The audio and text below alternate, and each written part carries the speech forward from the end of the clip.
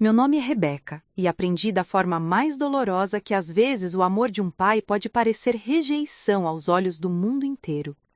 Naquela tarde de domingo, quando meu pai gritou aquelas palavras na frente de todos os nossos vizinhos, eu senti meu coração se despedaçar em 1000 pedaços.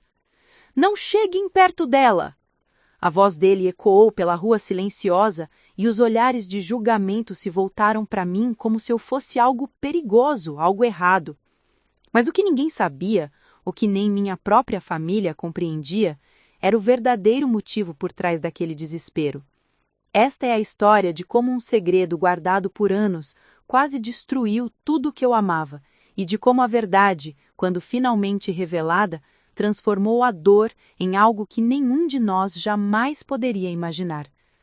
Antes de voltarmos, diga-nos de onde você está acompanhando, e se esta história o tocou, inscreva-se, porque amanhã eu guardei algo muito especial para você. Cresci em Portland, Oregon, em uma casa de tijolos vermelhos na esquina da Maple Street. A infância foi repleta de risos, tardes no quintal e o cheiro inconfundível dos waffles que a minha mãe, Catherine, preparava todo sábado de manhã. Meu pai, Thomas Walker, era médico cirurgião em um dos hospitais mais conceituados da cidade. Sua presença imponente, os óculos de armação grossa e o jaleco branco sempre impecável faziam dele uma figura de respeito, não apenas em casa, mas em toda a comunidade. Eu tinha 2 irmãos, Daniel, 3 anos mais velho, e Emily, 2 anos mais nova. Éramos uma família aparentemente perfeita. As fotos na parede da sala contavam essa história. Sorrisos largos, abraços apertados, momentos congelados no tempo que pareciam eternos. Mas como toda fotografia, elas capturavam apenas a superfície. O que acontecia nos bastidores era bem diferente. Tudo começou a mudar quando completei 12 anos. Foi sutil no início, quase imperceptível. Meu pai, que antes me levava para pescar nos fins de semana e me ensinava a andar de bicicleta com paciência infinita, começou a se afastar.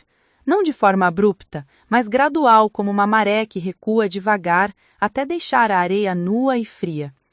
Ele parou de me buscar na escola, parou de perguntar sobre minhas notas, parou de me abraçar. No começo, atribuía a carga de trabalho dele.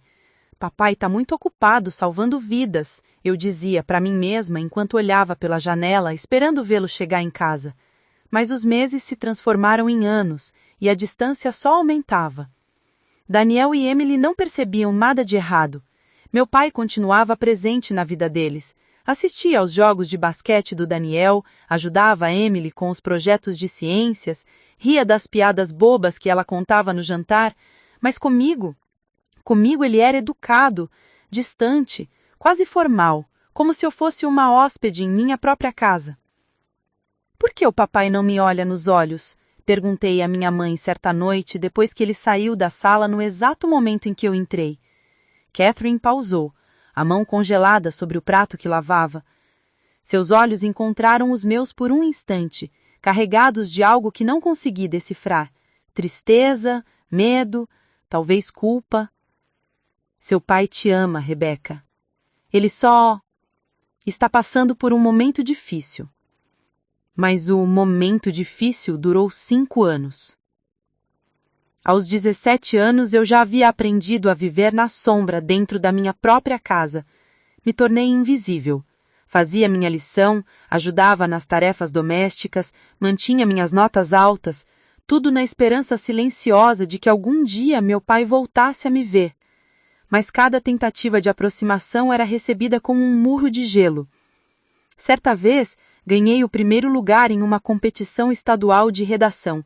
Eu estava radiante, segurando o troféu dourado, imaginando o orgulho nos olhos do meu pai. Quando cheguei em casa, ele estava na sala, lendo o jornal. "Pai, olha!" eu disse, estendendo o troféu na direção dele, o coração batendo rápido de expectativa. Ele olhou por cima dos óculos, observou o troféu por 2 segundos e voltou ao jornal. "Parabéns!" murmurou, a voz monótona, sem emoção. Foi só isso, nada mais. Subi as escadas com o troféu nas mãos trêmulas e chorei sozinha no meu quarto, abraçada ao travesseiro, tentando entender o que havia de tão errado em mim que fazia meu próprio pai me rejeitar. Emily entrou sem bater, como sempre fazia. Becca, por que você está chorando? Ela se sentou na beirada da cama, a expressão preocupada. Não é nada, menti, enxugando as lágrimas rápido. É por causa do papai, né? Ela perguntou, baixando a voz como se estivesse compartilhando um segredo. O fato de até minha irmã mais nova ter notado fez a dor aumentar 10 vezes. Não era paranoia, era real. Você acha que eu fiz alguma coisa errada? Perguntei, a voz embargada. Emily balançou a cabeça firmemente. Não, você é a melhor irmã do mundo. Acho que tem algo de errado com ele, não com você. Aquelas palavras simples ditas por uma garota de 15 anos foram o único consolo que recebi naqueles anos sombrios. O isolamento não ficou restrito só ao ambiente familiar. Na escola eu me tornei uma sombra. Evitava festas, recusava convites, mantinha a distância dos colegas. Não porque não quisesse amigos, mas porque carregava um peso invisível que ninguém mais conseguia ver. Como você se conecta com os outros quando nem sua própria família se conecta com você? É complicado, respondi, mantendo os olhos fixos na lâmina do bisturi. Geralmente é, ela disse com um sorriso gentil. Mas se um dia você quiser descomplicar, eu tô aqui. Amanda se tornou meu porto seguro. Não contei tudo a ela de imediato, mas aos poucos, semana após semana, as palavras começaram a sair. Falei sobre meu pai, sobre a rejeição silenciosa, sobre a sensação constante de não pertencer. Isso não é normal, Becca, ela disse com firmeza. Pais não fazem isso sem motivo. Tem alguma coisa que você não está vendo. Mas o quê? Perguntei, frustrada. Eu já tentei de tudo. Talvez não seja sobre você, Amanda sugeriu. Talvez seja sobre ele. Aquela frase ficou ecoando na minha mente por semanas. Talvez não seja sobre mim. Era um pensamento libertador e aterrorizante ao mesmo tempo. Porque se não era culpa minha, então o que estava acontecendo? Que segredo estava sendo guardado nas sombras da minha própria casa? Os anos do ensino médio terminaram e me mudei para Seattle para cursar psicologia na University of Washington. Escolhi essa cidade propositalmente, longe o suficiente para respirar, mas perto o suficiente para não parecer que eu estava fugindo completamente. Minha mãe chorou quando me despedi. Daniel me deu um abraço apertado e Emily me fez prometer que ligaria toda semana. Meu pai? Ele acenou da porta, as mãos nos poços, o rosto inexpressivo. Boa sorte, disse, e voltou para dentro de casa antes mesmo de eu entrar no carro. Aquela imagem, dele virando as costas, ficou gravada em mim, como uma cicatriz que nunca cicatrizou completamente. A universidade me deu uma nova chance. Longe do peso do olhar ausente do meu pai, eu comecei a florescer. Fiz amigos, participei de grupos de estudo, mergulhei nos livros de psicologia tentando entender não apenas os outros, mas a mim mesma.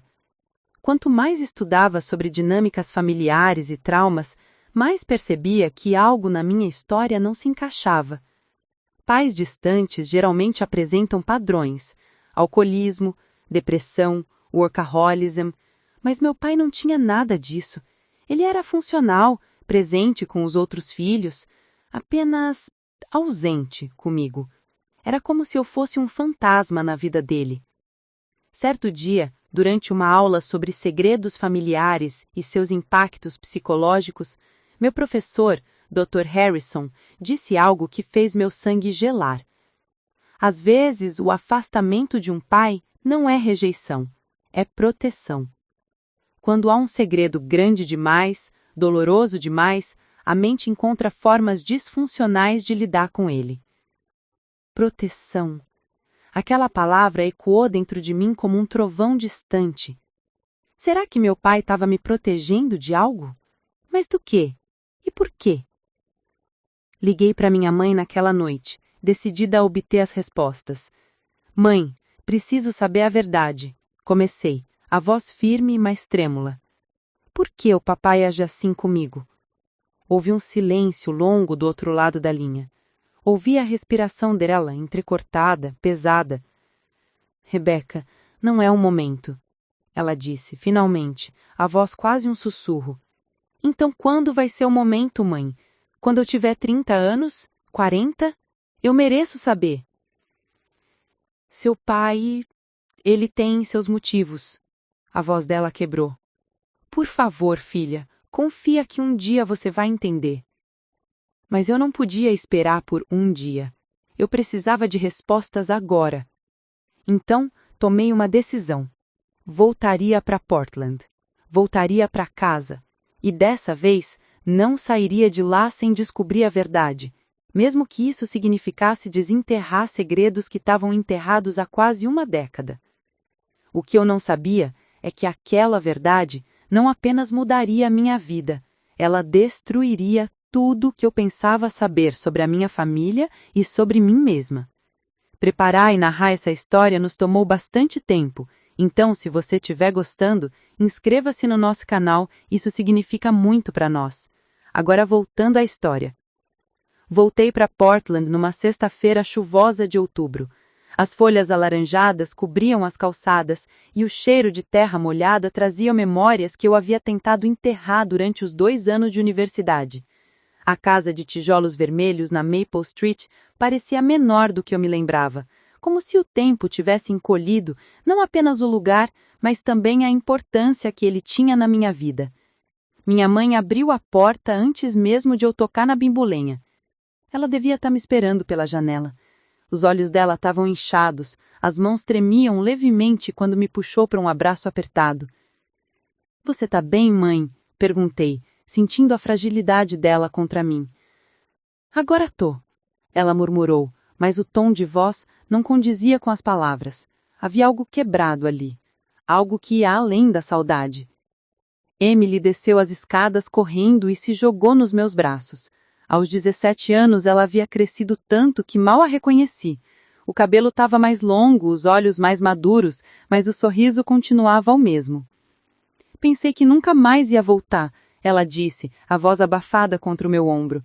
Eu também. Daniel estava na sala, jogado no sofá com o controle de videogame nas mãos. Ele levantou o queixo em forma de cumprimento. E aí, mana, bem-vinda de volta. A relação com Daniel era distante, não por conflito, mas por falta de conexão. Ele vivia no seu próprio mundo, focado em esportes e amigos, raramente percebendo as tensões que permeavam nossa casa. — Cadê o papai? Perguntei, olhando ao redor. O silêncio que se seguiu foi ensurdecedor. Minha mãe desviou o olhar. Emily mordeu o lábio inferior. Daniel aumentou o volume da TV. — Ele tá no escritório. Catherine finalmente respondeu. Avisou que não quer ser incomodado. Claro. Mesmo sabendo que eu voltaria hoje, ele escolheu se trancar. A velha dor familiar voltou a pulsar no meu peito, mas dessa vez, em vez de me encolher, senti raiva. Raiva por todos os anos perdidos, por todas as perguntas sem resposta, por todo o amor que deveria ter existido, mas nunca existiu. Vou falar com ele, anunciei, largando a mala na entrada. Rebeca, não. Minha mãe segurou meu braço, os dedos frios e firmes. Ele não tá bem hoje. Ele nunca tá bem quando se trata de mim, mãe, mas chega, eu preciso de respostas. Subi as escadas antes que ela pudesse me deter. O corredor estava escuro, apenas a luz fraca que escapava por baixo da porta do escritório iluminava o caminho. Respirei fundo, ergui a mão e bati 3 vezes. Eu disse que não quero ser incomodado. A voz do meu pai era grossa, cansada. Sou eu, pai. Rebeca. Houve uma pausa longa. Ouvi o som de uma cadeira sendo arrastada. Passos pesados se aproximando. A porta se abriu apenas uma fresta, revelando metade do rosto de Thomas Walker. Os olhos dele, antes brilhantes e cheios de vida, agora pareciam apagados. Fundos demais, como o poço sem fundo. — O que você quer? Ele perguntou, a voz sem calor. — Quero conversar, de verdade, sem mais fugas. Ele suspirou e abriu a porta por completo, fazendo um gesto para que eu entrasse. O escritório estava bagunçado, pilhas de papéis sobre a mesa, livros espalhados pelo chão, uma garrafa de uísque meio vazia ao lado do computador. Isso não era típico dele.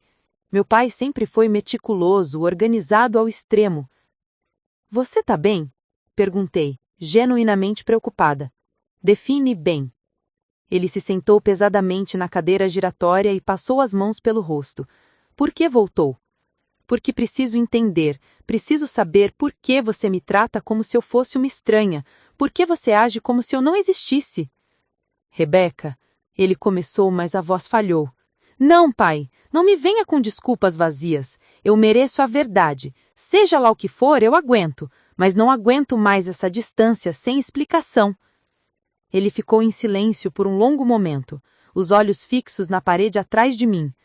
Quando finalmente falou, as palavras saíram lentas, medidas, como se cada uma pesasse 1 tonelada. Você não entenderia. Então me faça entender. Minha voz saiu mais alta do que pretendia, carregada de anos de frustração contida. Ele se levantou abruptamente, virando as costas para mim. Saia, Rebeca, por favor. Não, saia! Ele gritou, fazendo os papéis sobre a mesa tremerem. Dei um passo para trás, o coração disparado, mas não saí. Eu não vou a lugar nenhum até você me dizer a verdade. Ele se virou lentamente e, pela primeira vez em anos, realmente me olhou nos olhos. O que vi ali não era raiva, era medo. Medo puro e genuíno. Você quer a verdade? Ele disse, a voz trêmula. A verdade é que cada vez que eu olho para você, eu vejo tudo que eu perdi. Vejo tudo que eu poderia ter sido e não fui. Vejo os meus erros refletidos de volta para mim. Que erros, pai? Do que você está falando? Ele abriu a boca para responder, mas foi interrompido por um grito vindo de baixo. Thomas! Thomas, vem rápido! A voz desesperada da minha mãe nos fez correr a escada abaixo. Encontramos Emily no chão da cozinha, o corpo tremendo violentamente, os olhos revirados, espuma saindo da boca. Ela está tendo uma convulsão, Catherine gritava, tentando segurar a cabeça de Emily para evitar que batesse no chão. Meu pai entrou em ação imediatamente, um médico tomando o lugar do pai ausente. Ele se ajoelhou ao lado de Emily, virou-a de lado com cuidado, checou o pulso, cronometrou a duração da convulsão. Daniel, liga para o 911. Rebeca, pega uma almofada.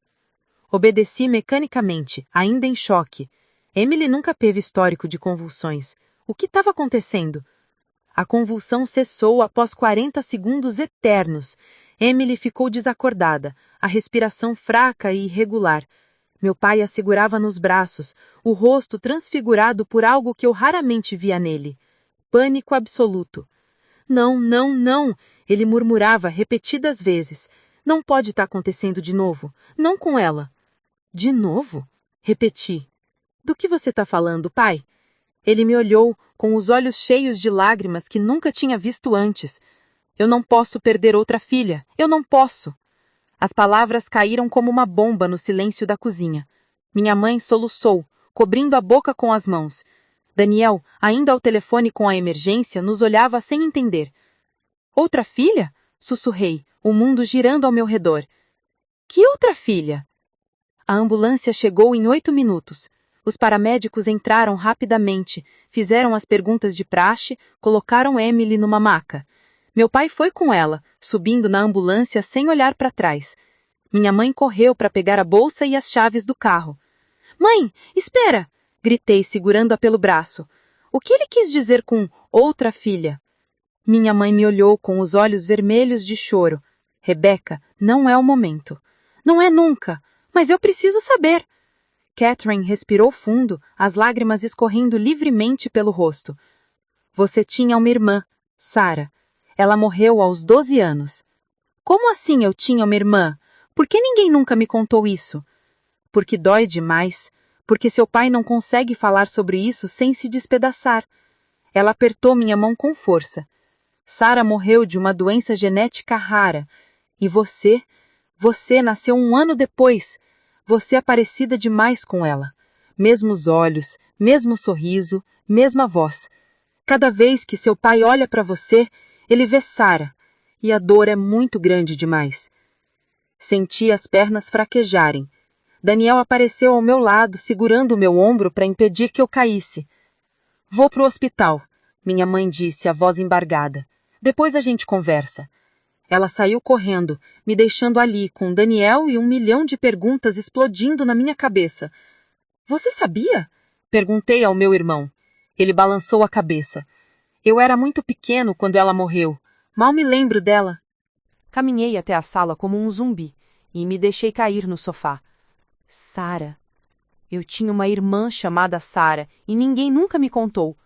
Toda a minha vida eu carreguei o peso da rejeição do meu pai, achando que havia algo de errado comigo, mas não era sobre mim, nunca foi. Era sobre uma menina que morreu antes de eu nascer, uma menina que eu substituí sem saber. Uma menina cujo fantasma assombrava nossa família há quase 18 anos.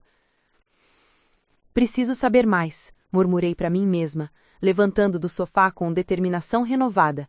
Mais o quê? Daniel perguntou, confuso. Sobre Sara, sobre a doença, sobre tudo. Subi as escadas novamente e fui direto para o sótão, um lugar que era proibido para nós quando crianças. A escada de madeira rangeu sobre meus pés. A luz fraca da lâmpada única iluminava caixas empoeiradas, móveis antigos cobertos com lençóis brancos, e num canto mais distante, um baú de madeira escura com um cadeado enferrujado. Forcei o cadeado com uma chave de fenda que encontrei em uma das caixas. Ele cedeu facilmente, como se estivesse esperando ser aberto. Dentro do baú, encontrei tesouros dolorosos. Fotos de uma menina de cabelos castanhos e olhos verdes sorrindo para a câmera. Desenhos infantis assinados com um Sarah Walker. Um ursinho de pelúcia surrado. E, no fundo, uma pasta médica volumosa. Abri a pasta com as mãos trêmulas. O diagnóstico estava lá, em letras técnicas e frias. Síndrome de Dravet. Uma forma rara de epilepsia genética. Fatal na maioria dos casos. Sara havia morrido durante uma convulsão severa aos 12 anos de idade. E Emily acabara de ter uma convulsão. O horror se instalou no meu peito como gelo. Se a doença era genética, isso significava que Emily poderia ter herdado também. E eu? Será que eu carregava o mesmo gene? Era por isso que meu pai me afastava, não por rejeição, mas por medo de se apegar e perder novamente? Desci do sótão com a pasta médica nas mãos e liguei para Amanda. Ela atendeu no segundo toque. Becca, tudo bem? Não, respondi, a voz falhando. Nada tá bem. Descobri algo sobre minha família e eu não sei o que fazer. Respira. Me conta tudo. Contei. Sobre Sara, sobre a doença, sobre a convulsão de Emily, sobre o medo nos olhos do meu pai. Amanda ouviu em silêncio, e quando terminei, ela disse: Você precisa fazer um teste genético, precisa saber se você tem o gene também. E se eu tiver? Aí você lida com isso, mas pelo menos vai ter respostas, e seu pai também. Ela estava certa. Respostas eram o que eu sempre quis, mas agora que estava prestes a obtê-las, percebi que algumas verdades podiam ser mais aterrorizantes do que a ignorância. Naquela noite, sentei no degrau da frente da casa, observando a chuva cair. As gotas batiam no asfalto num ritmo hipnótico e me peguei pensando em Sara. Será que ela gostava de chuva? Será que éramos parecidas em mais do que aparência? Meu celular vibrou. Era uma mensagem da minha mãe. Emily está estável. Vamos fazer exames amanhã. Seu pai quer falar com você. Meu coração acelerou. Depois de tantos anos de silêncio, finalmente teríamos a conversa que eu sempre quis. Mas agora, armada com o conhecimento sobre Sara, tudo mudava. Não era mais sobre mim buscando aprovação. Era sobre uma família tentando sobreviver ao peso de um trauma que nunca havia sido processado. Olhei para a casa atrás de mim, com suas janelas iluminadas e paredes que guardavam tantos segredos. Amanhã eu iria ao hospital. Amanhã eu confrontaria meu pai. E amanhã, talvez começássemos a curar feridas que estavam abertas há quase 20 décadas. Mas no fundo, Uma pergunta martelava incessante na minha cabeça. Se eu também tivesse o gene, quanto tempo me restava? E mais importante, seria por isso que meu pai gritou aquelas palavras desesperadas anos atrás, pedindo para não chegarem perto de mim? A resposta estava mais próxima do que eu imaginava, e seria muito mais dolorosa do que qualquer rejeição que eu já tinha sentido. O Hospital St. Vincent tinha um cheiro que eu odiava, uma mistura de antisséptico, café requentado e medo. Cheguei às 7 da manhã, depois de uma noite sem dormir, com a pasta médica de Sarah escondida na minha bolsa. O céu ainda estava escuro, pesado de nuvens que prometiam mais chuva. A recepcionista me indicou o quarto 304. Meus passos ecoavam pelo corredor vazio enquanto meu coração batia descompassado. O que diria? Como começaria uma conversa que deveria ter acontecido há anos? Parei na porta entreaberta. Minha mãe dormitava numa cadeira desconfortável no canto do quarto, a cabeça inclinada num ângulo estranho. Emily estava na cama, conectada a diversos monitores que apitavam suavemente. Seu rosto estava pálido, os lábios ressecados, mas ela respirava tranquilamente. Meu pai estava junto à janela, de costas para a porta, observando o estacionamento lá embaixo. Mesmo de longe, eu podia ver a tensão nos ombros dele, a forma como segurava os braços cruzados contra o peito, como se estivesse se protegendo de algo invisível. "Pai!" chamei baixinho. Ele se virou lentamente. Os olhos estavam remélios, fundos, marcas profundas de cansaço ao redor deles. Ele havia envelhecido 10 anos numa noite. "Rebeca, você veio." "Claro que eu vim." Entrei no quarto, fechando a porta atrás de mim com cuidado, para não acordar minha mãe. "Como ela está?" "Estável. Fizeram uma bateria de exames durante a madrugada. Os resultados devem sair hoje à tarde. Eles suspeitam de epilepsia. Síndrome de Dravet, como Sarah tinha. O fácio dele empalideceu. Os olhos se fixaram na pasta como se fosse uma serpente prestes a atacar. Onde você conseguiu isso?" "No sótão, ontem à noite, enquanto vocês estavam aqui. Estendi a pasta na direção dele. Por que nunca me contaram sobre ela?" Meu pai não pegou a pasta. Em vez disso, ele se deixou cair na cadeira ao lado da cama de Emily, o corpo desabando como se todos os fios que o mantinham ereto tivessem sido cortados de uma vez. "Porque falar sobre Sarah é como arrancar o coração do peito toda vez", ele disse, a voz quebrada. Ela era tudo, Rebeca. Minha primeira filha, minha luz." Sentei-me na cadeira oposta, colocando a pasta sobre meu colo. "Me conta sobre ela." Ele ficou em silêncio por tanto tempo que pensei que não fosse responder, mas então, devagar, as palavras começaram a sair. Sarah nasceu perfeita, saudável, forte, um bebê risonho que iluminava qualquer ambiente. Quando ela tinha 3 anos, tivemos Daniel. A vida era boa, sabe? Eu estava construindo minha carreira, sua mãe era feliz, as crianças eram saudáveis. Ele pausou, os olhos ficando distantes. Mas, quando Sarah completou 7 anos, as convulsões começaram. Eu me inclinei para frente, ouvindo atentamente. A primeira vez foi assustadora. Estávamos no parque. Sarah estava brincando no balanço, rindo, e de repente caiu. O corpo todo começou a tremer.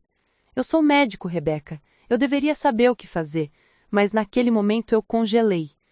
Congelei porque era minha filha no chão, e nada na faculdade de medicina te prepara para ver seu próprio filho sofrendo. A voz dele falhou. Ele limpou a garganta tentando recuperar o controle. Levamos ela a dezenas de especialistas. Os diagnósticos iniciais foram inconclusivos, mas conforme as convulsões aumentavam em frequência e intensidade, a verdade ficou clara. Síndrome de Dravet, uma doença genética rara sem cura. Ele olhou para Emily, deitada na cama. Assistir sua filha sofrer e não poder fazer nada é uma tortura que nenhum pai deveria suportar. "O que aconteceu?" perguntei, embora parte de mim não quisesse saber. Ela viveu até os 12 anos. Cada dia era uma bênção e uma maldição. Bênção porque ela estava conosco. Maldição, porque sabíamos que a qualquer momento poderíamos perdê-la. Ele fechou os olhos. E então perdemos. Numa manhã de abril, ela teve uma convulsão durante o sono e não acordou mais. As lágrimas escorriam pelo rosto dele agora, sem pudor, sem controle. Pela primeira vez na vida, eu vi meu pai completamente despido da sua armadura. Eu morri naquele dia junto com ela, Rebeca. A parte de mim que sabia amar, que sabia ser pai, morreu. Eu me tornei apenas uma casca vazia, funcionando no automático. E então eu nasci, completei, sentindo um peso esmagador no peito. Ele assentiu, abrindo os olhos vermelhos. 1 ano depois, sua mãe engravidou novamente e eu não queria, tinha medo de me apegar, medo de amar e perder outra vez. Mas quando você nasceu e eu te vi pela primeira vez, você era a cópia exata de Sarah, os mesmos olhos verdes, o mesmo formato de rosto, até o mesmo choro. Então você se afastou de mim por isso. Não foi imediato. Nos primeiros anos eu tentei ser o pai que você merecia, mas conforme você crescia e ficava cada vez mais parecida com ela, a dor se tornou insuportável. Cada vez que olhava para você, eu via a Sarah, via a menina que perdi, e o medo de perder você da mesma forma me paralisava. Eu engoli o nó na garganta, tentando processar tudo aquilo. Então você me afastou antes que pudesse se apegar. Eu sei que foi covarde. Eu sei que fui um pai horrível para você. Ele se inclinou para frente, segurando o rosto com as mãos. Mas toda vez que você pedia a minha atenção, toda vez que você sorria para mim, eu sentia a dor de perder Sarah voltando como uma onda. E eu não conseguia, eu simplesmente não conseguia. O silêncio entre nós era denso, carregado de anos de dor não dita. Minha mãe se mexeu na cadeira, mas não acordou. Fiz o teste genético. Soltei, de repente. Ontem mesmo, antes de vir para cá. Paguei para o resultado sair em 24 horas. Meu pai levantou a cabeça bruscamente. O quê? Precisava saber. Preciso saber se eu carrego o mesmo gene que matou Sarah, se Emily carrega. Se essa maldição vai nos perseguir para sempre. Rebeca, você não precisava. Precisava sim. Minha voz saiu mais alta do que pretendia, fazendo minha mãe acordar sobressaltada. Rebeca, do que você está falando? Ela fez um teste genético, meu pai explicou, a voz cansada, para síndrome de Dravet. Catherine levou a mão à boca, os olhos se enchendo de lágrimas instantaneamente. Oh, meu Deus! Os resultados saem essa tarde, continuei, tentando manter a voz firme, apesar do tremor que tomava conta de mim. Meu pai se levantou e, pela primeira vez desde que eu tinha 12 anos, caminhou até mim. Ele parou a poucos centímetros, olhando diretamente nos meus olhos. Passei anos afastando você por medo de perdê-la. E no processo eu perdi você de qualquer jeito. Perdi os anos que deveria ter passado te conhecendo, te amando, sendo o pai que você merecia. As mãos dele tremiam quando as levantou, hesitante, antes de finalmente tocar meu rosto. Me perdoa, por favor, me perdoa por ter sido tão covarde. As lágrimas que eu vinha segurando finalmente caíram. Não eram lágrimas de raiva ou ressentimento, eram lágrimas de alívio. O alívio de finalmente entender, de finalmente ver meu pai, não como um monstro frio, mas como um homem quebrado tentando sobreviver à maior dor que um ser humano pode sentir. Eu não sei se consigo, confessei, a voz embargada. Não sei se consigo apagar todos esses anos de dor assim. Eu não estou pedindo para apagar. Estou pedindo uma chance de recomeçar, de tentar ser o pai que sempre deveria ter sido. Antes que eu pudesse responder, a porta se abriu. Uma médica entrou, carregando uma prancheta e uma expressão séria. Dr. Walker? Sra. Walker? Ela cumprimentou com um aceno de cabeça antes de olhar para Emily. Os resultados dos exames chegaram. O silêncio no quarto era sufocante. Meu pai soltou meu rosto e se virou para a médica, o corpo todo tenso. E? A médica hesitou, e nessa hesitação eu vi a resposta antes mesmo que ela falasse. Emily tem marcadores genéticos positivos para síndrome de Dravet. A convulsão de ontem foi provavelmente o primeiro episódio de uma série que virá. Minha mãe soltou um soluço, caindo de volta na cadeira. Meu pai ficou paralisado, o rosto completamente branco. Não, ele murmurou entre os soluços. Não de novo. Por favor, não de novo. Existe tratamento. A médica continuou rapidamente. A medicina avançou muito desde o último caso na família. Temos medicações anticonvulsivantes mais eficazes, protocolos de emergência melhores. Emily pode viver uma vida relativamente normal com um manejo adequado. Relativamente normal? Meu pai repetiu, a voz oca. Sarah também deveria viver uma vida relativamente normal. A médica baixou o olhar, compreendendo o peso daquelas palavras. Vou deixar vocês processarem a notícia. Qualquer dúvida, é só me chamar. Ela saiu e o quarto mergulhou novamente no silêncio. Emily continuava dormindo, alheia à bomba que acabara de explodir sobre nossas cabeças. E Rebecca? Minha mãe perguntou de repente, olhando para mim. Se Emily tem, existe chance de Rebecca ter também? A porta se abriu novamente antes que alguém pudesse responder. Uma enfermeira entrou carregando um envelope. Rebecca Walker, chegou um resultado de exame para você. Meu coração parou. Estendi a mão trêmula e peguei o envelope. Todos me olhavam. Minha mãe com medo, meu pai com terror absoluto e até Emily, que havia acordado com o barulho, me observava com os olhos ainda sonolentos. Abre, minha mãe sussurrou. Precisamos saber. Rasguei o envelope, as mãos tão trêmulas que quase não consegui tirar o papel de dentro. Desdobrei a folha e li. Li uma vez, 2 vezes, 3 vezes só para ter certeza de que não estava entendendo errado. Rebecca? Meu pai deu um passo à frente. O que diz? Olhei para ele, para minha mãe, para Emily. E então finalmente falei, a voz mal saindo. Eu tenho o gene. Eu também tenho síndrome de Dravet. O mundo desabou ao nosso redor naquele momento. Minha mãe gritou, cobrindo o rosto com as mãos. Emily começou a chorar e meu pai simplesmente caiu de joelhos no chão do hospital, soluçando como uma criança. Não, ele repetia entre os soluços. Não pode ser. Não posso perder você também. Não posso. Eu fiquei ali, parada, segurando o papel que selava meu destino, e percebi algo assustador.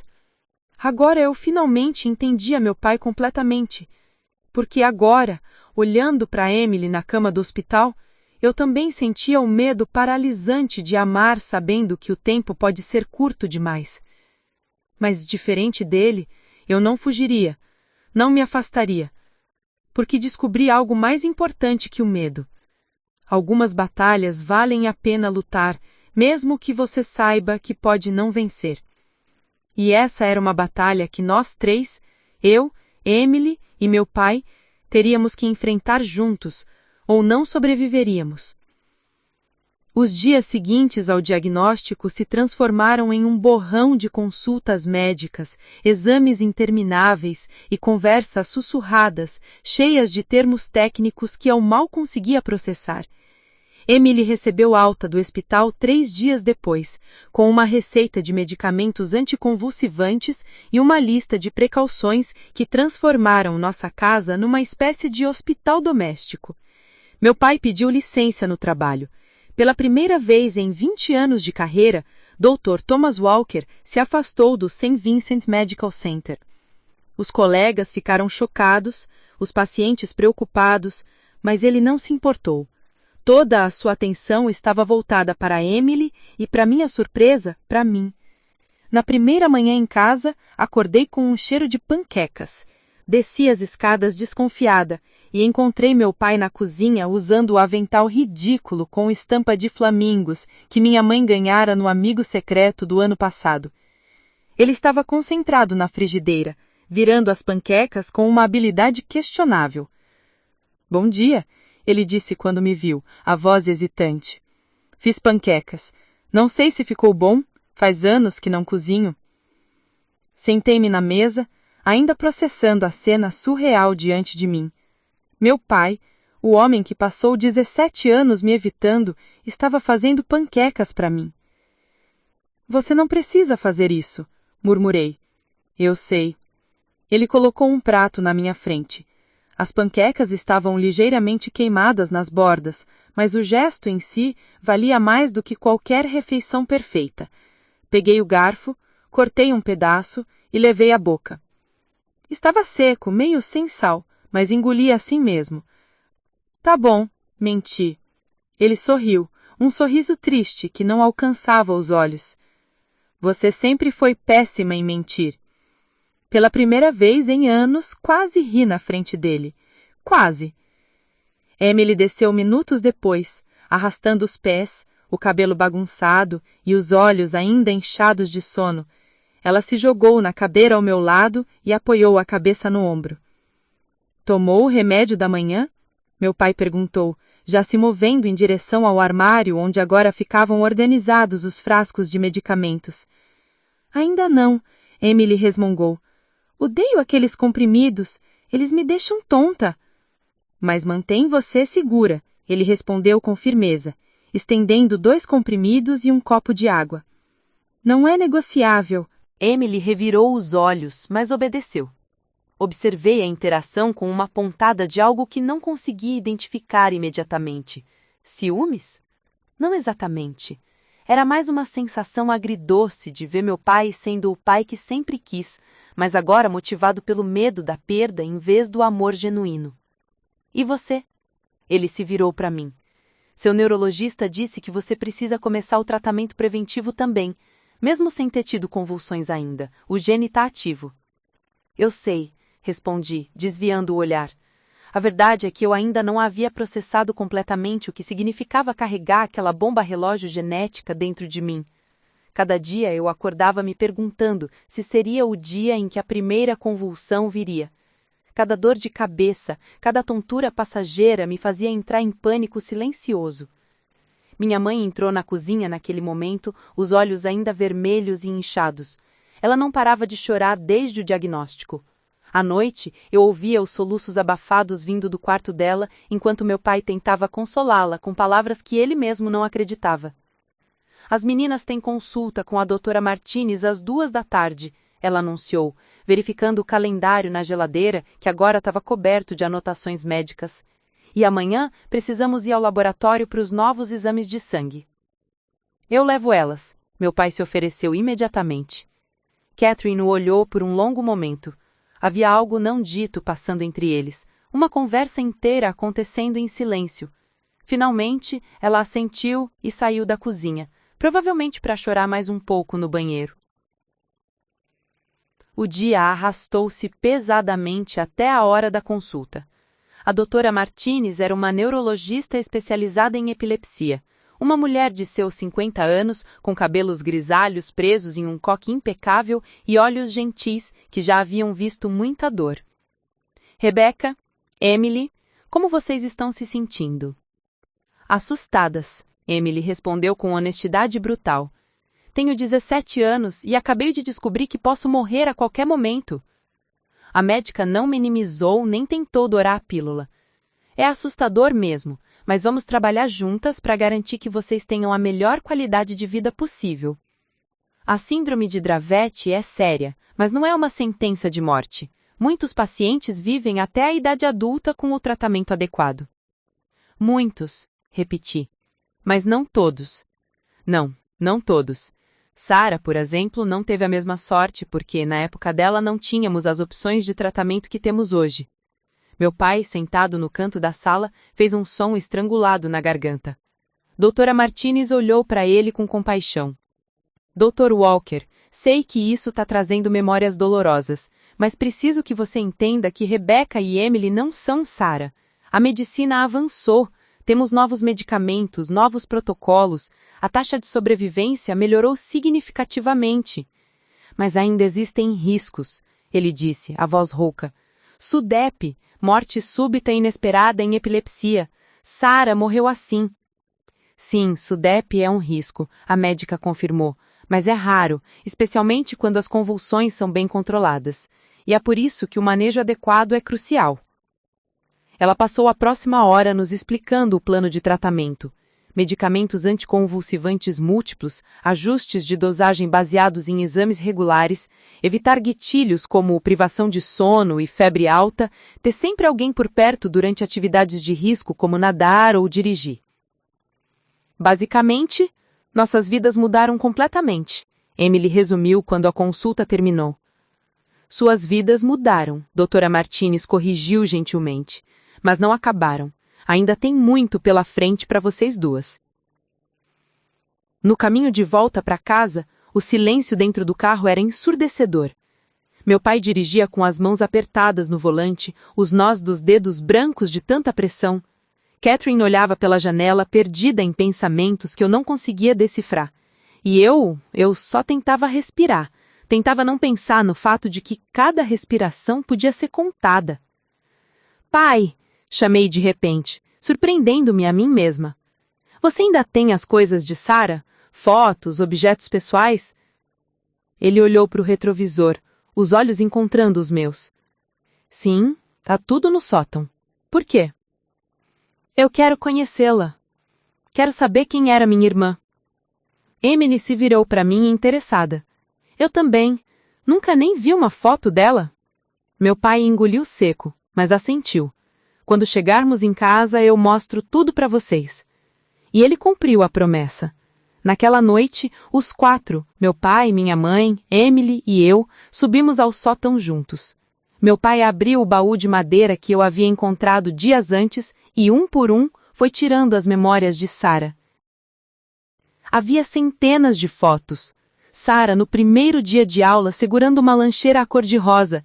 Sarah no aniversário de 8 anos, o rosto coberto de glacê de bolo. Sarah abraçada com um Daniel pequenino, os dois sorrindo para a câmera. Em cada foto, ela irradiava vida e alegria. Impossível imaginar que aquela menina brilhante carregava uma bomba relógio genética dentro de si. Ela adorava desenhar, meu pai disse, tirando um caderno velho do baú. As páginas estavam cheias de desenhos infantis, casas com jardins coloridos, famílias de palitinhos sorridentes, arco-íris que tocavam o chão. Dizia que quando crescesse ia ser artista. Ela era bonita, Emily murmurou, segurando uma foto de Sarah aos 10 anos. Parece muito com você, Becca. Era verdade. A semelhança era perturbadora. Mesmo os olhos verdes amendoados, mesmo o cabelo castanho com mechas naturalmente mais claras, mesmo o sorriso ligeiramente torto, era como olhar para uma versão alternativa de mim mesma. Ela era especial, minha mãe disse, com a voz carregada de saudade. Doce, atenciosa, sempre preocupada com os outros. Mesmo quando estava mal, se preocupava em não nos preocupar. Como foram os últimos meses? Perguntei, precisando saber, precisando me preparar para o que podia vir. Meu pai ficou em silêncio por tanto tempo que achei que não fosse responder. Mas então, ele começou a falar, as palavras saindo lentas e dolorosas. As convulsões aumentaram em frequência. Nenhum medicamento parecia funcionar mais.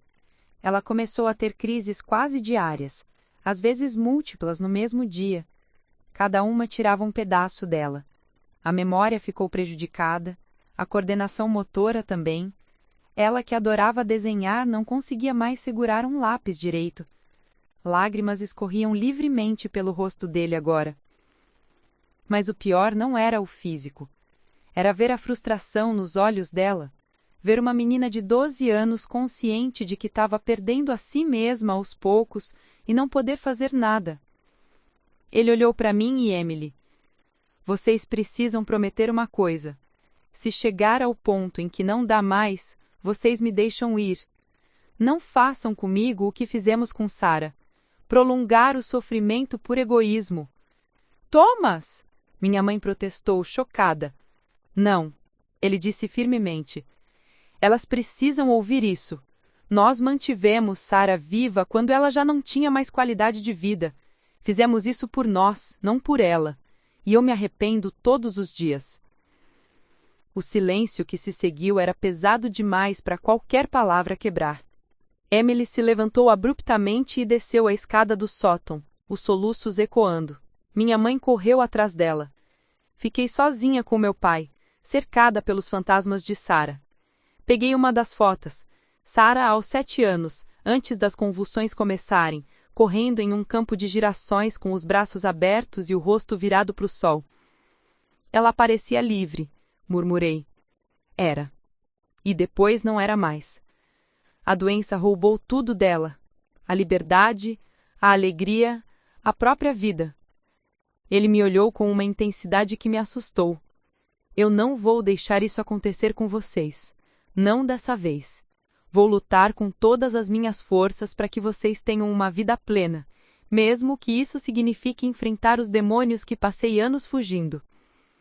Pela primeira vez acreditei nele, não porque as palavras eram bonitas, mas porque vi algo nos olhos dele que nunca tinha visto antes, determinação nascida, não de medo, mas do amor. Obrigada, sussurrei, por finalmente me deixar entrar. Ele estendeu a mão e, hesitante, toquei. Não foi um abraço, não foi um momento de reconciliação completa, mas foi um começo, e às vezes começos são tudo o que precisamos para seguir em frente. Descemos do sótão juntos, deixando as memórias de Sarah para trás, mas carregando-as conosco de uma forma diferente agora. Não mais como um fantasma que nos assombrava, mas como um lembrete de que a vida é frágil e preciosa, e que cada momento importa.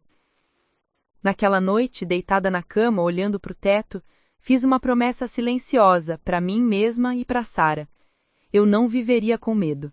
Viveria com propósito. E se meu tempo fosse curto, eu faria com que cada segundo contasse. Mas o destino tinha outros planos. Planos que nenhum de nós poderia prever. E que testariam nossa família de formas que nunca imaginamos possível. 3 semanas se passaram desde o diagnóstico. A rotina da casa havia se transformado completamente. Alarmes para medicamentos, listas de sintomas a observar, números de emergência colados em cada cômodo. Vivíamos em constante estado de alerta, esperando que algo acontecesse, mas ao mesmo tempo tentando fingir que tudo estava normal. Emily voltou para a escola contra a vontade de minha mãe. Não posso viver em uma bolha, ela argumentou no café da manhã. Já perdi 3 semanas de aula. Se ficar mais tempo afastada, vou reprovar o ano. Meu pai surpreendentemente concordou com ela. Ela precisa de normalidade, Catherine. Não podemos transformá-la em prisioneira da própria doença. E se ela tiver uma convulsão na escola? Minha mãe contra-argumentou, a voz subindo mortava. Eu já conversei com a diretora e a enfermeira da escola, Catherine. Elas têm um protocolo. E Emily vai carregar um alarme de emergência que nos notifica imediatamente se algo acontecer. Foi assim que Emily voltou para Lincoln High School, armada com remédios, um alarme de pânico disfarçado de smartwatch e o peso de um segredo que ela não queria compartilhar com ninguém. Não conta para ninguém sobre a doença, ela me pediu na noite anterior. Não quero que me tratem diferente. Não quero virar a garota doente da escola. Entendi perfeitamente. Eu mesma não tinha contado para Amanda, minha melhor amiga. Como você explica para alguém que a sua vida inteira mudou em questão de dias, que você carrega uma bomba relógio genética que pode explodir a qualquer momento? Na manhã em que Emily voltou às aulas, meu pai insistiu em levá-la pessoalmente. Eu fui junto, sentada no banco de trás observando a nuca da minha irmã. Ela estava rígida, os ombros tensos, as mãos apertando as alças da mochila com tanta força que os nós dos dedos ficaram brancos. Vai ficar tudo bem, meu pai disse quando paramos em frente à escola. Você é forte, Emily, mais forte do que imagina. E se eu tiver uma convulsão na frente de todo mundo? A voz dela estava pequena, assustada. E se eu cair no meio do corredor? As pessoas vão filmar, vão rir, vão... Então eu vou até essa escola e vou fazer cada um deles entender que empatia não é opcional. Mas isso não vai acontecer. Os remédios estão funcionando. Você está controlada. Emily respirou fundo e saiu do carro. A observamos caminhar em direção aos portões da escola, a mochila pesada nos ombros, parecendo menor e mais frágil do que realmente era. Ela vai ficar bem, murmurei, mais para mim mesma do que para o meu pai. Ela vai. Mas eu ouvi a dúvida na voz dele. As horas seguintes se arrastaram.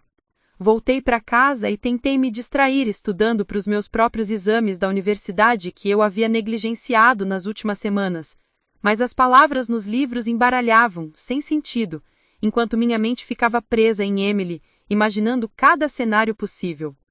Meu celular tocou às 11h47 da manhã. Era um número desconhecido.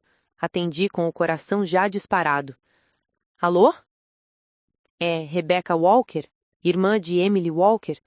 Uma voz feminina, profissional, urgente. Sim, sou eu. O que aconteceu? Aqui é da enfermaria da Lincoln High School. Emily teve um episódio. Você pode vir buscá-la?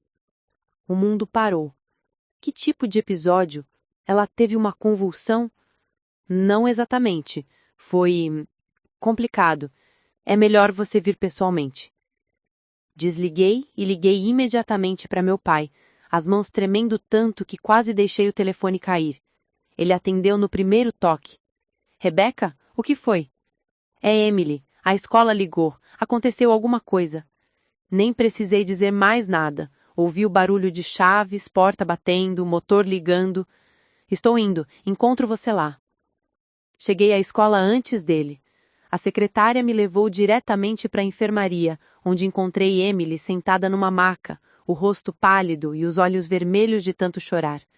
A enfermeira, uma mulher de meia idade, com expressão preocupada, estava ao lado dela. O que aconteceu? Perguntei, correndo até minha irmã e segurando suas mãos frias. Eu não tive uma convulsão, Emily disse imediatamente, a voz trêmula. Mas todo mundo acha que tive. Que quer dizer? A enfermeira se adiantou. Houve um incidente durante a aula de educação física. Emily estava jogando vôlei e de repente caiu. As outras alunas acharam que ela estava tendo uma convulsão e começaram a gritar. Quando eu cheguei, Emily estava consciente, mas em pânico. Foi uma crise de ansiedade, Emily explicou, as lágrimas escorrendo. Eu estava com tanto medo de ter uma convulsão que acabei tendo um ataque de pânico. Mas as pessoas não entenderam. Elas ficaram me filmando, Becca. Filmando e postando nas redes sociais. Senti a raiva ferver em mim. Quem? Quem filmou? Todo mundo, ela soluçou. E agora tá espalhado por toda a escola. #GarotaConvulsão tá trendando no Instagram local. As pessoas estão compartilhando, fazendo piadas, criando memes. Meu pai chegou naquele momento, ofegante, o rosto transtornado. Emily, você tá bem?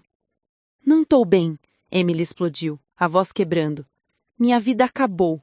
Todo mundo da escola sabe agora. Você pra sempre é a garota doente, a garota estranha, aquela que pode bugar a qualquer momento. A diretora entrou na enfermaria naquele instante, uma mulher alta de terninho azul e expressão severa. Sr. Dr. Walker, Senhora Walker. É senhorita, corrigi automaticamente. E preciso ver esses vídeos, agora. A diretora hesitou, mas pegou o celular e me mostrou. O que vi me fez sentir náusea. Havia pelo menos 5 vídeos diferentes, todos mostrando Emily no chão do ginásio, tremendo, com as mãos cobrindo o rosto enquanto vozes adolescentes gritavam ao fundo. Os comentários eram ainda piores. Mano, que assustador! Ela tá possuída ou quê, kkk? Alguém chama um padre. Coitada, deve ter epilepsia ou algo assim. Eca, imagina se isso acontece do seu lado. Cada comentário era uma facada. Devolvi o celular para a diretora com as mãos tremendo de raiva. Vocês vão fazer alguma coisa sobre isso? Vão punir os alunos que filmaram? Já estamos tomando providências, a diretora assegurou. Os vídeos estão sendo denunciados e removidos. Os alunos envolvidos receberão suspensão, mas entenda que uma vez que algo está na internet, não pode ser apagado completamente, meu pai completou, a voz dura. Eu sei, mas vocês têm obrigação de proteger a minha filha. Essa escola falhou com ela hoje. Com todo o respeito, Dr. Walker, não fomos informados da condição de Emily. Se soubéssemos, a condição dela não é problema de vocês, eu explodi. Ela tem direito à privacidade. Não deveria ser filmada em um momento vulnerável e exposta na internet como entretenimento.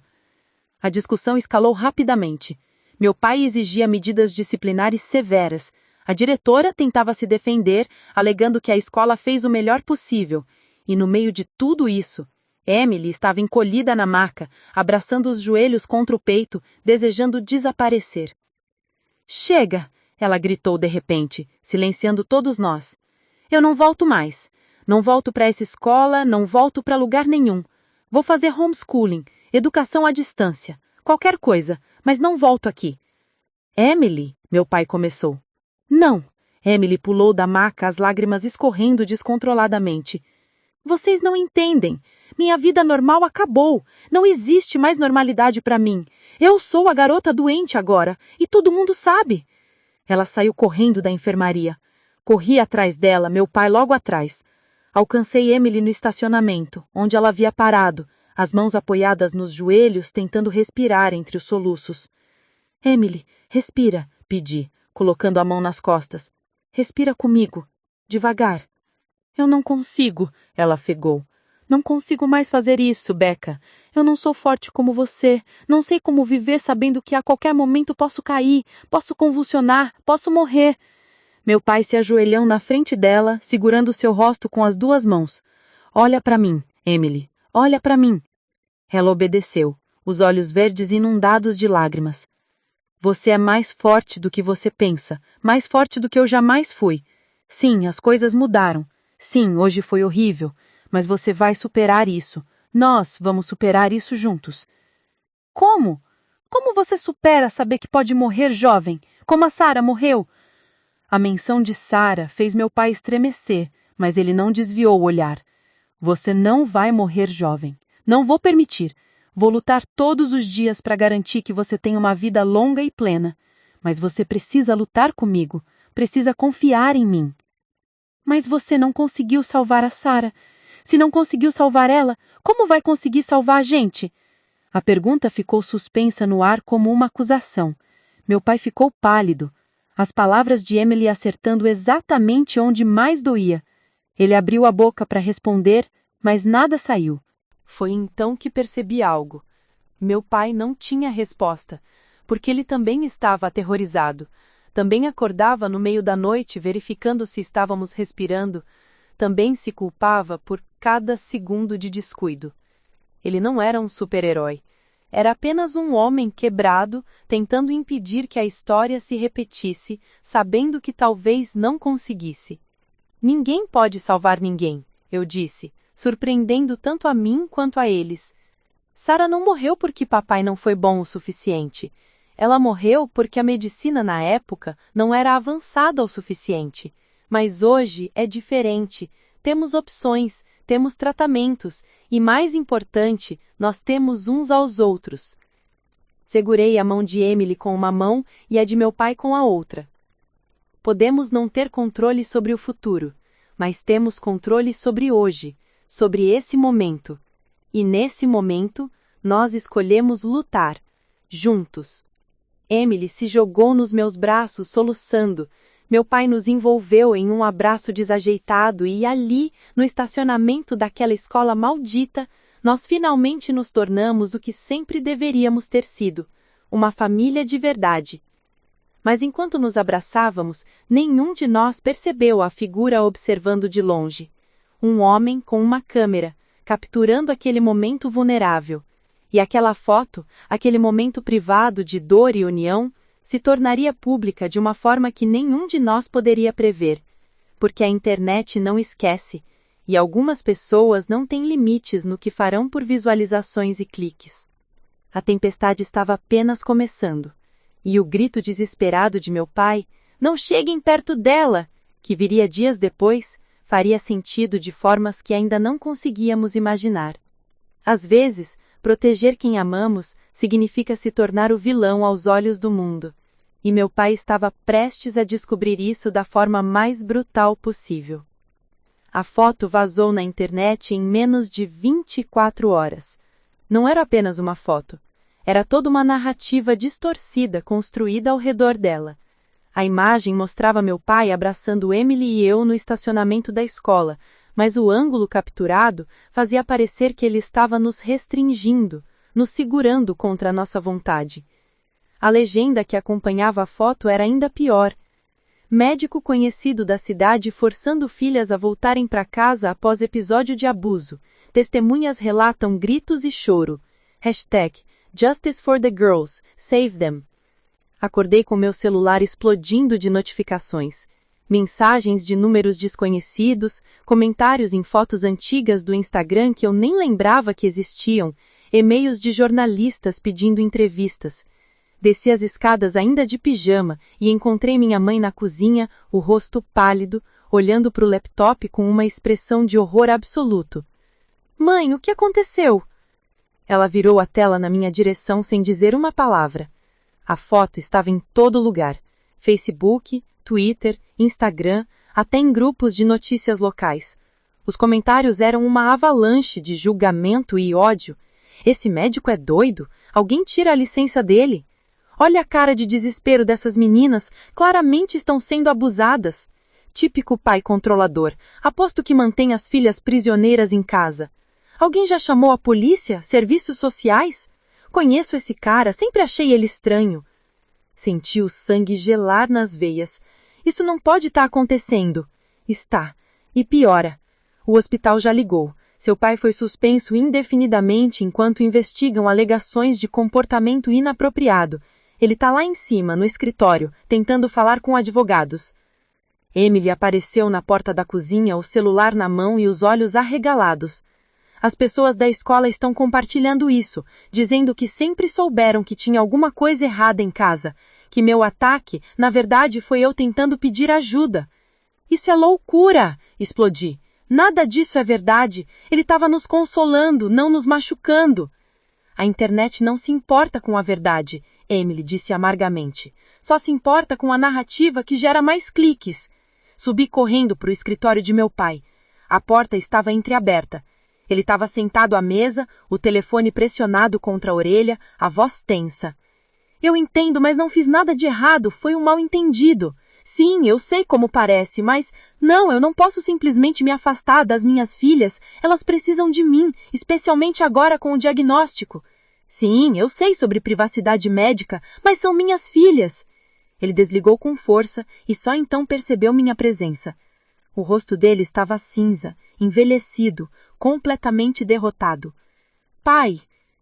O advogado disse para eu não falar com ninguém, não dar entrevistas, não postar nada nas redes sociais, não tentar me defender. Ele passou as mãos pelo face.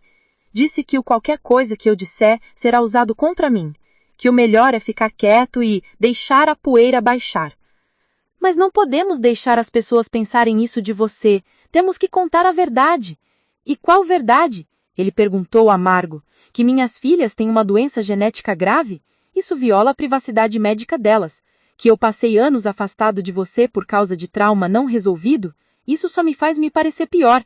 Que Emily teve um ataque de pânico na escola e foi filmada por colegas cruéis? Isso expõe ela ainda mais. Ele estava certo. Cada verdade que podíamos revelar trazia consequências piores. Estávamos presos em uma armadilha sem saída. Então o que fazemos? Nada. Absolutamente nada. Ficamos quietos, esperamos passar e tentamos proteger o que resta da nossa família. Mas a situação não melhorou. Piorou exponencialmente. No segundo dia, reportagens apareceram na nossa porta. Câmeras, microfones, perguntas gritadas do outro lado do portão. Dr. Walker, é verdade que você abusa emocionalmente de suas filhas? Rebecca, Emily, vocês estão certas, seguras em casa? Senhora Walker, você está consciente do comportamento do seu marido? Fechamos as cortinas, trancamos as portas, vivemos como prisioneiros na própria casa, enquanto o circo midiático acontecia do lado de fora. No terceiro dia, os serviços de proteção à criança apareceram. 2 assistentes sociais de expressões sérias e pranchetas nas mãos, exigindo entrar para avaliar a situação. Minha mãe as recebeu, as mãos tremendo enquanto preparava chá que ninguém beberia. Elas entrevistaram cada um de nós separadamente. Perguntaram sobre nosso relacionamento com nosso pai, se já havíamos sido machucadas física ou emocionalmente, se nos sentíamos seguras em casa. Meu pai não fez nada de errado, repeti pela 10ª vez para a assistente social que me entrevistava. Tudo isso é um mal-entendido gigante. Ele é um bom pai. Está tentando nos proteger. Proteger de quê? Ela perguntou, caneta suspensa sobre o papel. E ali estava a pergunta impossível. Proteger de uma doença? Do julgamento? Da crueldade do mundo? Como você explica algo tão complexo para alguém procurando apenas por evidências de abuso físico? Da doença que minha irmã e eu temos, síndrome de Dravet. É uma forma rara de epilepsia. Meu pai já perdeu uma filha para essa doença. Ele está aterrorizado de nos perder também. Por isso ele parecia tão desesperado naquela foto. Não era abuso, era medo. A assistente social pausou, a expressão suavizando ligeiramente. Por que não revelaram isso antes? Esclareceria todo esse mal-entendido. Porque é privado, porque minha irmã não quer que todo mundo saiba. Porque já fomos expostas o suficiente. Ela anotou algo, fechou o caderno e suspirou. Vou incluir isso no relatório, mas entenda que uma vez que uma denúncia é feita, somos obrigados a investigar, mesmo que no final constatemos que não há abuso. Elas foram embora 1 hora depois, mas o dano já estava feito. Mais manchetes, mais especulação. Serviços sociais visitam casa do Dr. Walker. Filhas relatam doença grave. Especialistas questionam se há síndrome de Munchausen por procuração? O quê? Meu pai explodiu quando leu isso. Eles estão me acusando de inventar a doença das minhas filhas. Tem laudos médicos, exames genéticos. Isso está documentado. Mas a narrativa já havia tomado vida própria. Uma vez que a internet decide que você é culpado, evidências se tornam irrelevantes. Cada esclarecimento é visto como tentativa de encobrir. Cada defesa é interpretada como manipulação. Daniel, que havia ficado curiosamente silencioso durante toda essa provação, finalmente falou durante o jantar daquela noite. Isso é culpa minha, ele disse de repente, largando o garfo. Todos olharam para ele surpresos. Como assim? Minha mãe perguntou. Eu contei para um amigo sobre a Sarah, sobre a doença. Ele deve ter contado para outras pessoas que contaram para outras pessoas e de alguma forma chegou até aquele fotógrafo freelancer que tirou a foto. Daniel enterrou o rosto nas mãos. Eu não sabia que ia virar tudo isso. Eu estava tentando explicar por que nossa família era tão estranha. Daniel! Meu pai começou, mas sua voz falhou. Desculpa, pai. Desculpa, Becca, Emily. Eu estraguei tudo. Para minha surpresa, foi Emily quem respondeu. Você não estragou nada. Isso ia vazar eventualmente. A verdade sempre vaza. O problema não é a verdade. É que vivemos em um mundo onde as pessoas preferem acreditar no pior sobre os outros. Ela estava certa. E aquela sabedoria sombria saindo de uma garota de 17 anos era de partir o coração. Os dias seguintes foram um pesadelo em câmera lenta. Meu pai recebeu notificação oficial do hospital. Licença suspensa indefinidamente sob investigação por conduta inadequada, baseada em preocupações levantadas pela comunidade. 20 anos de carreira impecável, milhares de vidas salvas, tudo jogado no lixo por uma foto tirada fora de contexto. Amigos pararam de ligar, vizinhos evitavam contato visual, a diarista que trabalhava conosco há 10 anos pediu demissão, dizendo que não se sentia confortável mais. Vivíamos em isolamento total, sitiados em nossa própria casa. Foi no 6º dia que o incidente aconteceu, o incidente que levaria meu pai a gritar aquelas palavras desesperadas que mudariam tudo. Eu estava no quintal com Emily tentando dar um ar fresco a ela. Ela estava sufocada por ficar trancada dentro de casa o tempo todo. Jogávamos conversa fora, tentando fingir normalidade, quando ouvimos vozes do outro lado da cerca. Ali! São elas! As meninas abusadas! Antes que pudéssemos reagir, 3 pessoas pularam a cerca do quintal. 2 homens e uma mulher, todos com os celulares em punho, filmando. Vocês estão bem? A mulher perguntou, avançando em nossa direção. Viemos ajudar, viemos resgatar vocês. Resgatar? Repeti incrédula. Nós não precisamos ser resgatadas. Não tenham medo dele, um dos homens disse, referindo-se ao meu pai. Chamamos a polícia, vocês estão seguras agora. Saiam da nossa propriedade, gritei, colocando Emily atrás de mim. Vocês estão invadindo. Foi então que meu pai saiu correndo da casa, tendo ouvido a comoção. Quando viu os invasores cercando suas filhas, algo em ele simplesmente quebrou. Não cheguem perto delas! Ele rugiu com uma intensidade que eu nunca tinha ouvido, correndo em nossa direção com os braços estendidos, não para nos machucar, mas para nos proteger. Afastem-se das minhas filhas! O que aconteceu a seguir foi tudo filmado, obviamente. Meu pai chegou entre nós e os invasores, formando uma barreira humana. Ele empurrou um dos homens que tentou pegar Emily pelo braço. A mulher gritou. O outro homem caiu dramaticamente no chão. Ele está atacando! Ela gritou para a câmera. Viram? Ele é violento! Chamem a polícia! Eu já sou a polícia! Uma voz autoritária veio de trás. 2 policiais apareceram, tendo respondido à chamada feita pelos vigilantes justiceiros, mas o que eles viram foi meu pai em posição defensiva, invasores caídos no chão e câmeras capturando tudo. Senhor, preciso que o senhor se acalme, um dos oficiais disse, a mão indo para o cinto onde ficava a arma. Essas pessoas invadiram minha propriedade, estavam cercando minhas filhas, meu pai protestou, a voz desesperada. Nós só queríamos ajudar as meninas, a mulher choramingou. Ele é abusivo, tá tudo na internet. É mentira! Emily gritou em lágrimas. Tudo isso é mentira, meu pai não fez nada de errado. Mas suas palavras se perderam na confusão. Os policiais, já influenciados pelas notícias, viam meu pai como o agressor, os invasores como heróis preocupados, e nós como vítimas em negação. Dr. Walker, vou precisar que o senhor venha conosco para a delegacia, o oficial disse. O quê? Eu sou a vítima aqui. Eles invadiram minha casa. Vamos esclarecer tudo na delegacia. Por favor, coopere.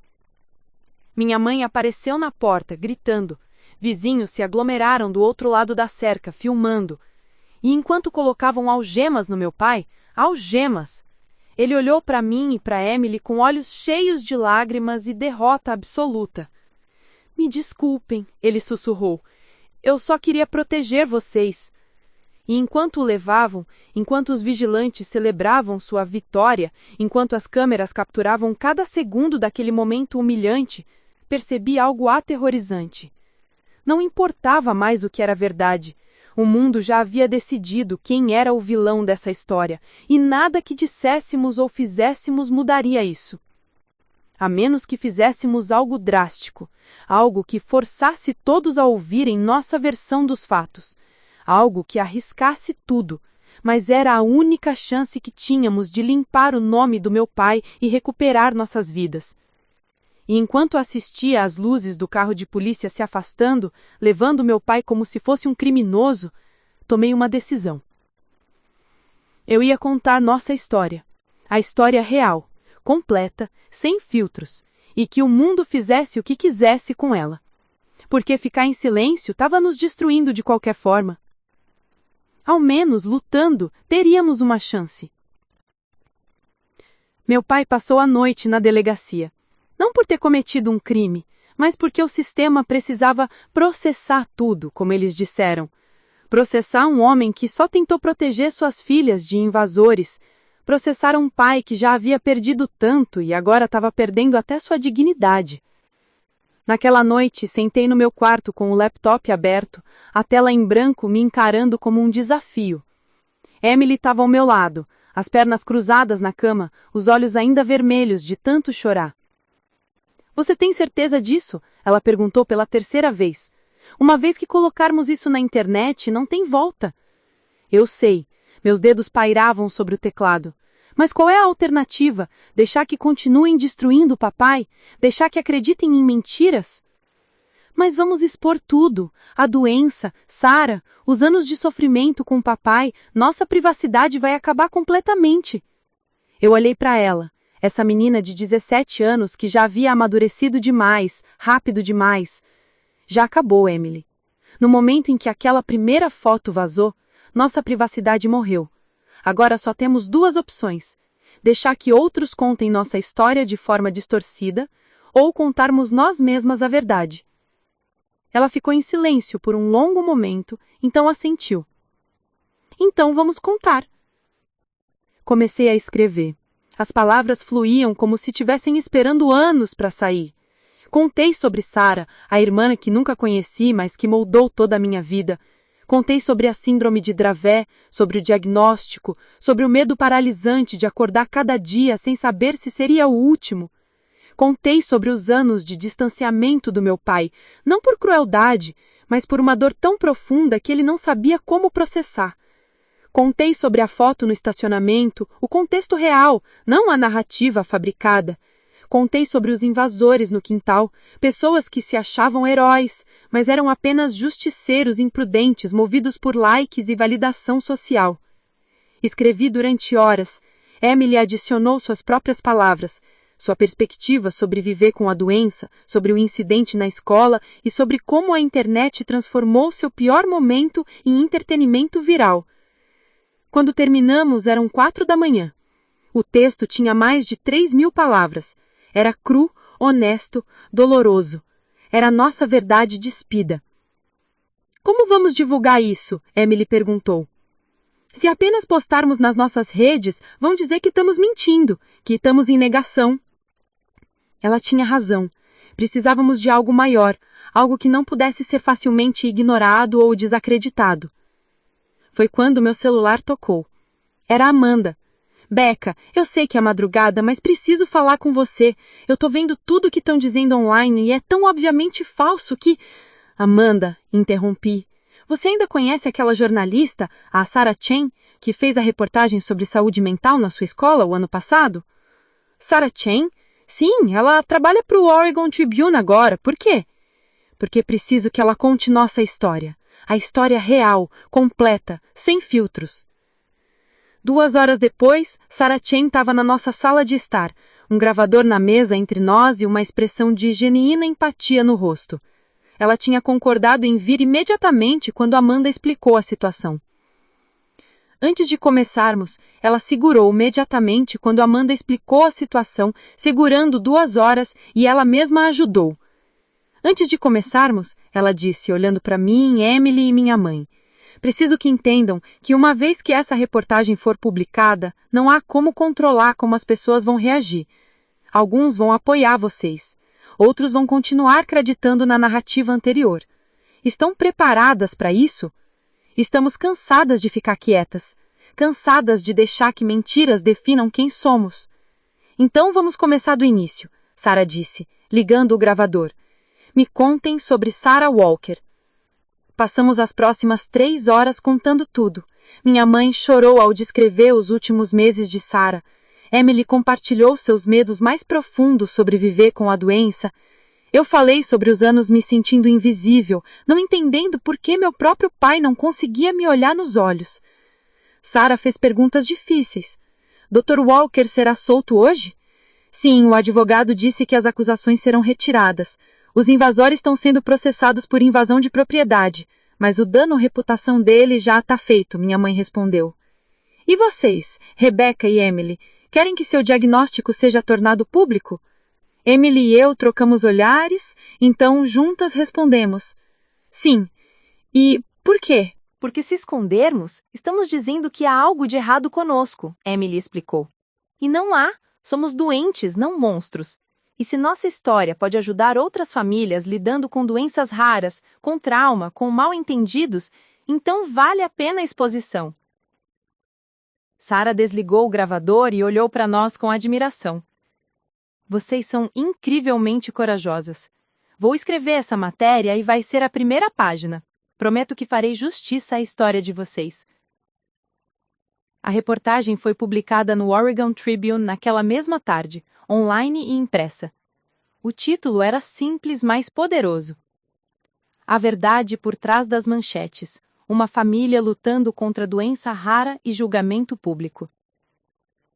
A matéria incluía fotos da nossa família, as reais, não as tiradas por invasores. Fotos de Sarah quando criança, cópias de laudos médicos com nossa autorização. E, mais importante, nossas próprias palavras, não filtradas, não editadas para causar drama. Sarah Chen havia feito exatamente o que prometeu. Contou nossa história com dignidade e verdade. A reação foi complexa. Alguns comentários eram de apoio genuíno. Que história devastadora! Que família corajosa! Isso deveria ser lição sobre não acreditar em tudo que vemos online. Peço desculpas por ter compartilhado aqueles posts, não sabia do contexto real. Outros eram céticos. Fácil fabricar uma doença rara como desculpa. Ainda acho o comportamento dele estranho, onde há fumaça há fogo. Estão fazendo de si mesmos as vítimas. E alguns eram cruéis. Doenças genéticas não deveriam ter filhos, então. Estão buscando atenção e simpatia. Mas algo estava mudando. Devagar, mas mudando. Outros outlets de notícia começaram a cobrir o outro lado da história. Médicos e especialistas em síndrome de Dravet vieram a público falar sobre a doença e o trauma que famílias afetadas enfrentam. O hospital onde meu pai trabalhava emitiu um comunicado. Após revisão completa das alegações contra o Dr. Thomas Walker, determinamos que não há evidências de má conduta. Dr. Walker será reintegrado à sua posição assim que estiver pronto para retornar. Os vigilantes que haviam invadido a nossa propriedade foram formalmente acusados.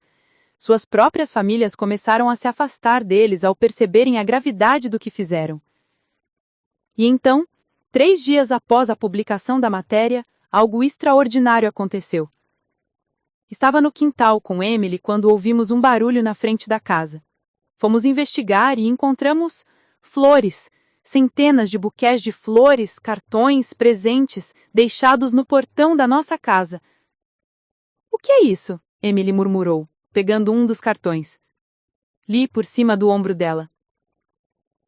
"Para a família Walker, pedimos desculpas por termos julgado sem conhecer a verdade. Que Deus abençoe vocês e dê força nessa batalha. Com amor, uma família que também perdeu alguém para a epilepsia." Havia dezenas de cartões similares. Pessoas pedindo desculpas, pessoas compartilhando suas próprias histórias de doença e perda, pessoas oferecendo apoio, orações, ajuda financeira para tratamentos. Minha mãe apareceu na porta, secando as mãos no avental e ficou paralisada ao ver a cena. "Meu Deus!" "O mundo não é completamente cruel", Emily murmurou, a voz cheia de admiração. "Ainda há bondade aqui." Meu pai chegou em casa naquela tarde, finalmente livre da delegacia, livre das acusações, mas ainda carregando o peso de tudo o que havia acontecido. Quando viu as flores, os cartões, as mensagens de apoio, ele simplesmente desabou. Sentou-se no meio dos buquês, na calçada da nossa casa, e chorou. Chorou por Sarah, chorou pelos anos perdidos comigo, chorou pelo trauma de quase perder mais 2 filhas, chorou pelo julgamento, pela humilhação, pela dor. Sentei ao lado dele. Emily fez o mesmo do outro lado. Minha mãe se juntou a nós. E ali, cercados por flores deixadas por estranhos que finalmente entenderam nossa história, nos abraçamos como família, quebrada, mas não destruída. Ferida, mas ainda lutando. "Eu sinto muito", meu pai disse pela 1000ª vez, olhando para mim, "por todos os anos que eu desperdicei, por não ter sido o pai que você merecia. Você está sendo agora." E dessa vez, quando eu disse isso, eu realmente acreditava. E isso é o que importa. "Quanto tempo vocês acham que temos?" Emily perguntou de repente, a pergunta que todos pensávamos, mas ninguém queria verbalizar. "Com a doença, quanto tempo?" Meu pai olhou para ela, depois para mim. "Não sei, ninguém sabe, mas vou lutar para que seja o máximo possível, e não vou desperdiçar nem um segundo desse tempo." "Nem eu", prometi. "Nem eu", Emily ecoou. Nas semanas seguintes, a vida não voltou ao normal, porque nunca haveria um normal para nós novamente. Mas encontramos uma nova rotina, um novo equilíbrio. Meu pai voltou ao trabalho, mas com horários reduzidos para passar mais tempo conosco. Emily começou o homeschooling, decidindo que preferia a privacidade a provar algo para colegas insensíveis. Eu voltei para Seattle, mas visitava todo fim de semana. Criamos um blog juntas, Emily e eu, chamado Vivendo com Dravet. Compartilhávamos nossas experiências, educávamos pessoas sobre a doença, conectávamos famílias passando por situações similares. O que começou como trauma se transformou em propósito. Meu pai começou terapia, finalmente processando a morte de Sara de forma saudável, trabalhando através da culpa e do medo. Algumas feridas nunca cicatrizam completamente, mas aprendem a doer menos com o tempo. E quanto àquele grito desesperado, não cheguem perto dela, que havia iniciado toda essa tempestade, agora as pessoas entendiam. Não era um pai abusivo tentando controlar suas filhas. Era um pai aterrorizado tentando protegê-las de um mundo que não entendia a dor deles. 6 meses depois da publicação da matéria, recebi uma mensagem no Instagram. Era de um dos vigilantes que havia invadido nosso quintal. Sei que não tenho direito ao seu perdão, mas queria que soubesse, fiz terapia, trabalhei com um profissional sobre minha compulsão de ser um herói online, percebi que estava mais preocupado em parecer bom do que em realmente fazer o bem. Suas palavras me mudaram. Obrigado por compartilhar sua verdade, mesmo quando era dolorido. Não respondi imediatamente. Fiquei olhando para a mensagem por um longo tempo, pensando em perdão, em crescimento, em como às vezes as piores experiências nos ensinam as lições mais importantes. Finalmente digitei: espero que você use essa lição para fazer melhor no futuro. É tudo o que podemos pedir. Emily teve sua primeira grande convulsão 3 semanas depois. Eu estava lá quando aconteceu, em uma visita de fim de semana. Foi aterrorizante, seu corpo tremendo, os olhos revirados, aqueles 2 minutos eternos esperando passar. Mas também foi diferente da convulsão de Sara décadas atrás. Porque tínhamos medicação de emergência, porque sabíamos exatamente o que fazer, porque a medicina havia avançado. Quando ela acordou, confusa e exausta, meu pai estava segurando sua mão. Você está bem, você está segura, eu estou aqui. E dessa vez, quando ele disse isso, não havia a sombra de Sara nos olhos dele. Havia apenas amor pela filha que estava na frente dele, no presente, viva. Tô com medo, Emily sussurrou. Eu também, ele admitiu. Mas vamos enfrentar esse medo juntos. Hoje, 1 ano depois de tudo começar, nossa história é diferente do que imaginei que seria. Não tem o final de conto de fadas onde tudo se resolve perfeitamente. Emily e eu ainda temos síndrome de Dravet, ainda tomamos dezenas de comprimidos por dia, ainda vivemos com a incerteza. Mas também temos algo que não tínhamos antes, uns aos outros, de verdade. Uma família que finalmente aprendeu a falar sobre dor em vez de enterrá-la. Um pai que aprendeu a amar significa estar presente mesmo quando dói. Filhas que entenderam que imperfeição não significa falta de amor. E talvez mais importante, aprendemos que a verdade importa. Que em um mundo de manchetes sensacionalistas e julgamentos instantâneos, às vezes a coisa mais corajosa que podemos fazer é simplesmente contar nossa história e confiar que as pessoas certas vão ouvir. Algumas pessoas ainda acreditam nas primeiras manchetes, ainda olham para o meu pai com suspeita, ou para mim e Emily com pena. Mas não importa mais, porque sabemos nossa verdade, e as pessoas que realmente importam também sabem. Na semana passada, encontrei uma caixa na minha porta quando voltei para Seattle. Dentro havia um ursinho de pelúcia e um bilhete com a caligrafia do meu pai. Rebeca, este era da Sara. Guardei durante todos esses anos, incapaz de deixar ir, mas percebi que segurar o passado estava me impedindo de viver o presente. Quero que você tenha, não como um lembrete de perda, mas como símbolo de continuidade. Sara viveu, você vive, e ambas são amadas além da medida. Sempre foi assim. Desculpa ter demorado tanto para conseguir mostrar. Com amor, pai. Segurei o ursinho surrado contra o peito e chorei. Não de tristeza, mas de alívio, de gratidão, de esperança. Porque no final, essa não era uma história sobre doença, não era sobre julgamento público ou redenção.